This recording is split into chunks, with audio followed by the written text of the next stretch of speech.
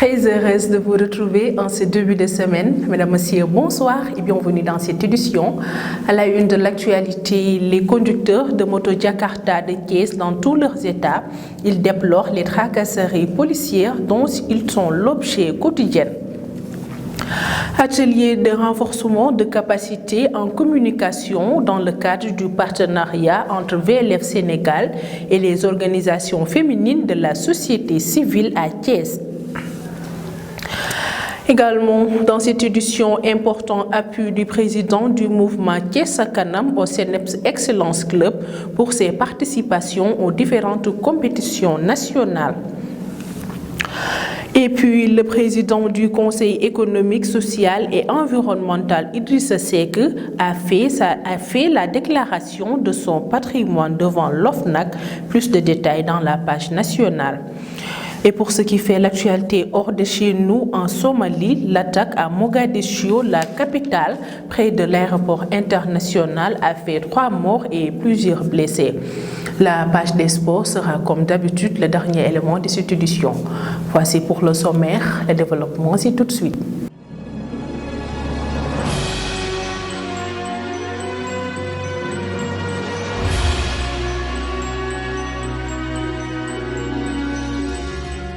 Démarrons avec la situation épidémiologique de ce lundi qui fait état de 404 nouvelles contaminations, dont 278 cas communautaires. 10 décès ont été enregistrés ces dernières 24 heures.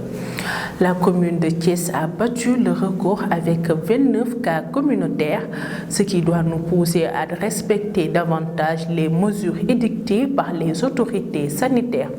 Dr Ousmane Gueye, le directeur du CNEPS, pour plus de détails. Le ministère de la Santé et de l'Action sociale a reçu les résultats des examens virologiques ci-après.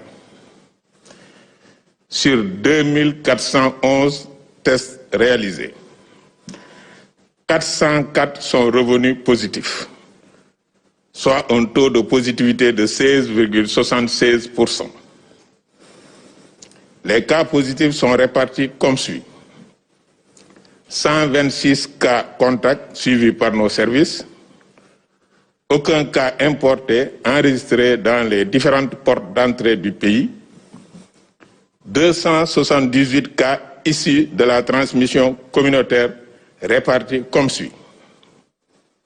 29 à Thiès, 25 à Saint-Louis, 20 à Mbour, 15 à Louga, 9 à Dakar Plateau et Touba, 8 à Yoff, 7 à Kaolack, 6 à Diofior, Diourbel, Keur Massar, Point-E, Rufisque et Tivaouane, 5 à Koki, Kaffrine, Mariste, Parcelles Assainies, Petit Mbao, Pikine, Popenguine et Zac Mbao. 4 à Cité Douane, 3 à Darou Mousti, Diamniadio, Khombol, Sokone et Thiaroye. 2 à Cité Aliou Sow, Fann, Fass Delorme, Fatick, Grand Mbao, Guinguinéo, HLM, HLM Las Palmas, Joal, Mboro, Niary Tally, Nord Foire, Ouagou Niayes, Ouest Foire et Vélingara. 1 aux Almadies, Bambilor, Cambérène, Castor, Cité Fadia, Cité Impôts et Domaines, Colobane, Diamaguène, Grand Yoff, Guédiawaye, HLM Grand Médine, Keur Mbaye Fall, Kidira, Liberté 1, Liberté 6, Linguère, Mamel, Mermoz, Ngor, Nioro, Wakam, Patte d'Oie, Pout, Sacré-Cœur 3, Sakal, Sébikotane, Sicap Baobab, Sud Foire, Sicap Mbao, Tamba et zone de captage. 175 patients suivis ont été contrôlés négatifs et déclarés guéris. 54 cas graves sont pris en charge dans les services de réanimation.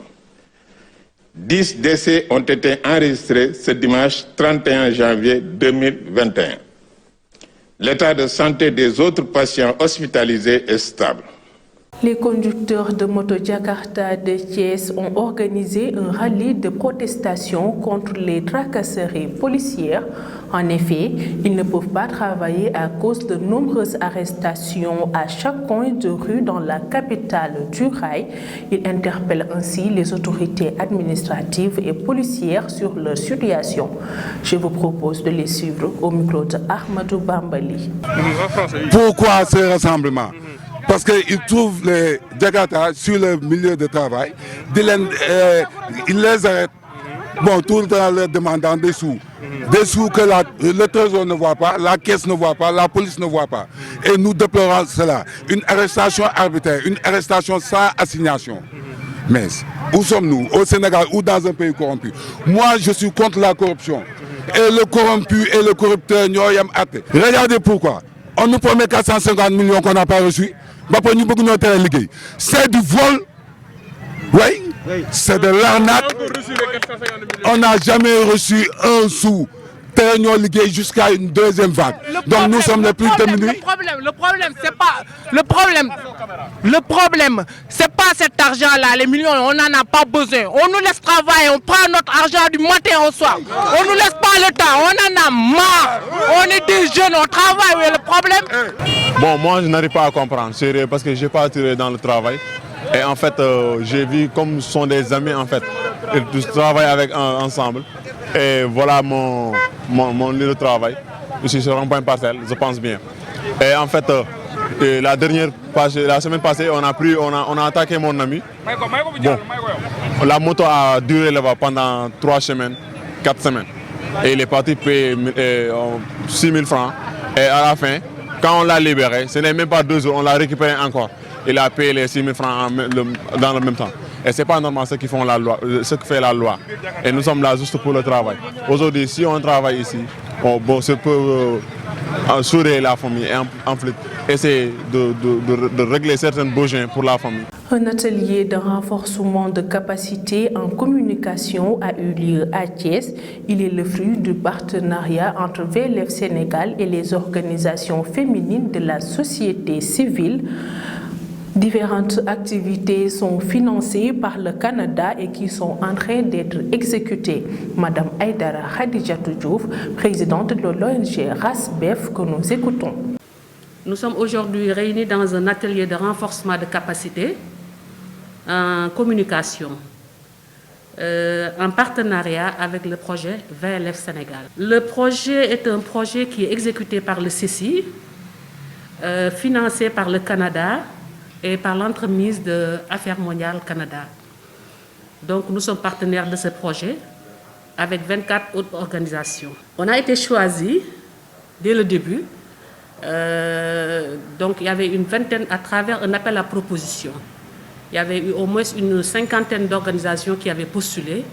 Nous, on a été choisis et après ce choix, l'équipe s'est déplacée pour un autodiagnostic pour voir nos forces et nos faiblesses. Après cet exercice, on a été choisis. On a eu un plan de renforcement de capacité, dont le renforcement de capacité d'un plan stratégique qu'on a fait au mois de l'année dernière. Ensuite, il y a eu des actions de visibilité qu'on a fait. On a sorti, l'ONG RASBEF a sorti un magazine et des brochures pour la visibilité de l'ONG. Le magazine s'appelle Sunu Khalima. Donc, la semaine dernière, à travers les fonds rapides et réactifs, on avait aussi postulé. Nous avons eu une somme pour l'humanitaire. Et la semaine dernière, c'était la cellule genre de Ousmane Gom qui avait reçu un appui. Et il nous reste 2 activités, c'est-à-dire appuyer les femmes vulnérables et en deuxième lieu, les détenus. Il y a aussi une activité de relance économique qui va se faire au niveau de l'ONG RASBEF. C'est pour relancer nos activités, pour l'autonomisation des femmes de l'ONG. Le maître de cette formation, Abdou Aziz Gueye, revient sur les objectifs de cet atelier de formation. Je suis là aujourd'hui dans le cadre d'une formation, un séminaire de capacitation organisé par l'ONG RASBEF de Thiès. Alors, cette ONG aujourd'hui a pour mission de travailler sur un projet appuyé par VLF Sénégal, qui c'est dans le cadre de la coopération canadienne. Voilà.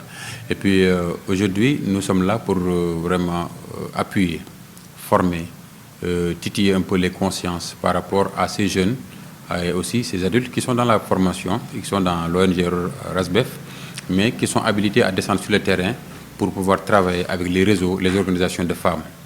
Parce que l'objectif de VLF aujourd'hui, c'est de faire de sorte qu'il y ait des organisations féminines très fortes. Et pour cela, le mobile, c'est la communication, c'est l'information. Donc on ne peut pas aller vers les masses sans avoir les outils qu'il faut. Alors pour communiquer maintenant, VLF, c'est d'une mission pour appuyer les organisations comme RASBEF, qui aujourd'hui s'est doté vraiment un credo de former des jeunes dans le cadre de l'information et de la communication.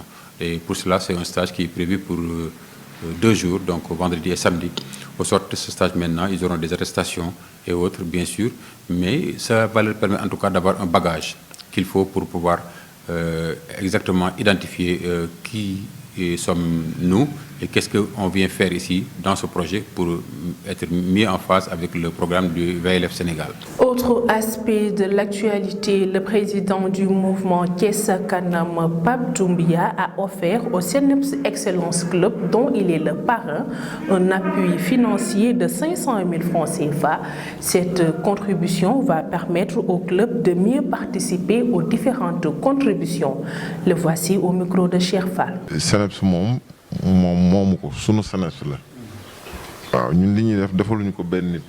Notre appui par-delà le CNEPS est pour tous les Thiessois, car le football thiessois manque d'ardeur, de moyens et donc de soutien. Il s'agit donc pour chacun d'apporter son concours pour le développement du football et du sport en général. Le manager du club a remercié le président du mouvement Thiès Kanam.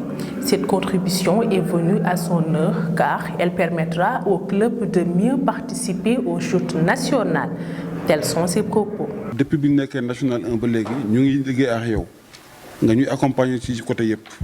Depuis que nous sommes en national, vous avez toujours apporté votre concours. Le fait de vous avoir choisi comme parrain n'a pas un hasard, car vous êtes toujours venu en appoint.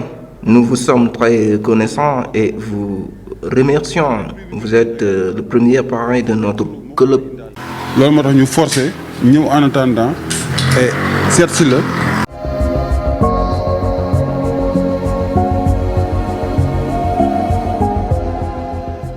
Je vous le disais tantôt dans le sommaire, le président du Conseil économique, social et environnemental, Idrissa Seck, a procédé à la déclaration de son patrimoine devant l'OFNAC.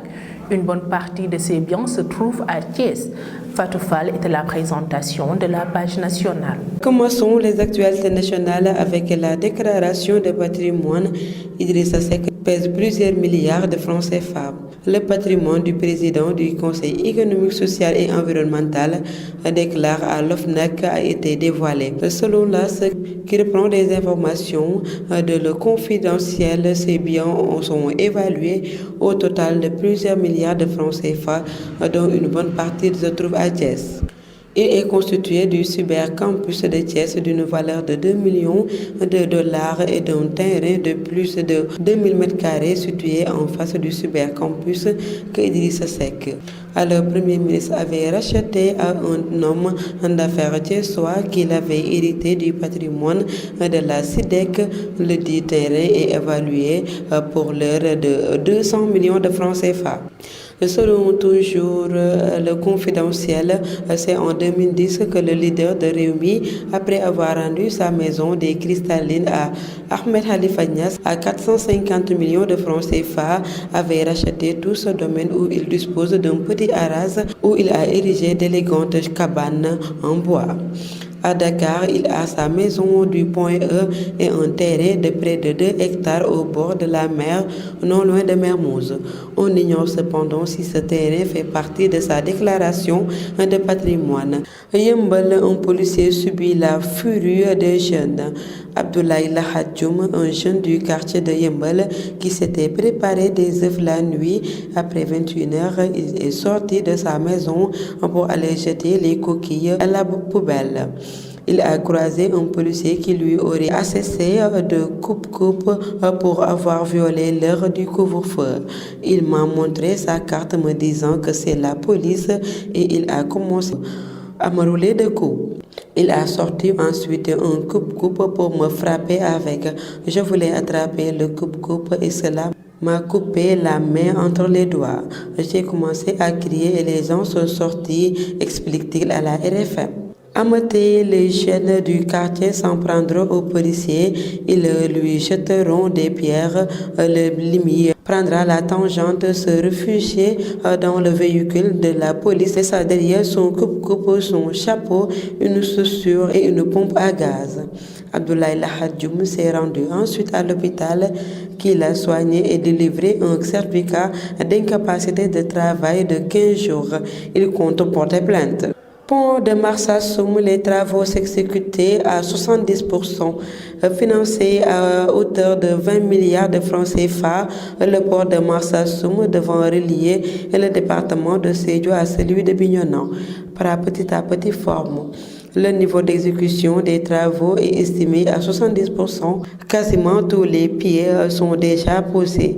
La date de novembre 2021 semble même très loin pour le reste des travaux.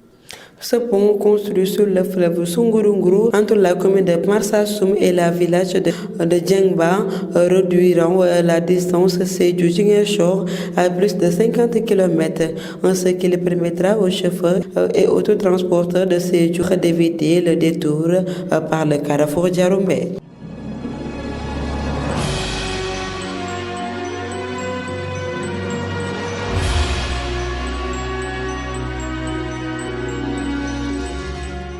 Sur l'international en Somalie, une attaque à Mogadiscio, la capitale, près de l'aéroport international, a fait 3 morts et plusieurs blessés.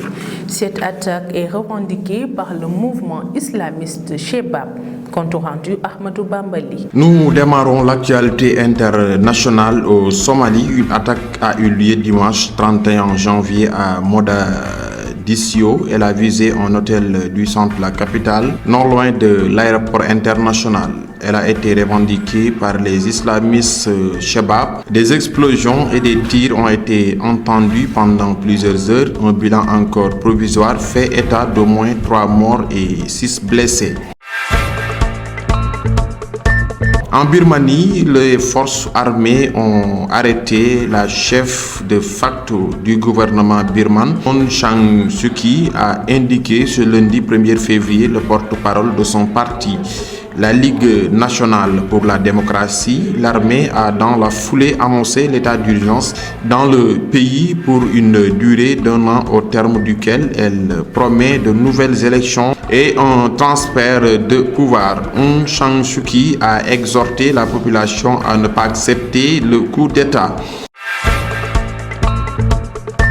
Au Mali, une réunion du comité de suivi de l'accord de paix d'Alger est annoncée à Kidal, une première depuis la signature de l'accord en 2015 entre les belligérants maliens en présence de plusieurs diplomates africains et européens dont les pays sont membres du comité. Les signataires de l'accord veulent aborder les sujets essentiels afin de faciliter son application jusqu'à la poursuivre.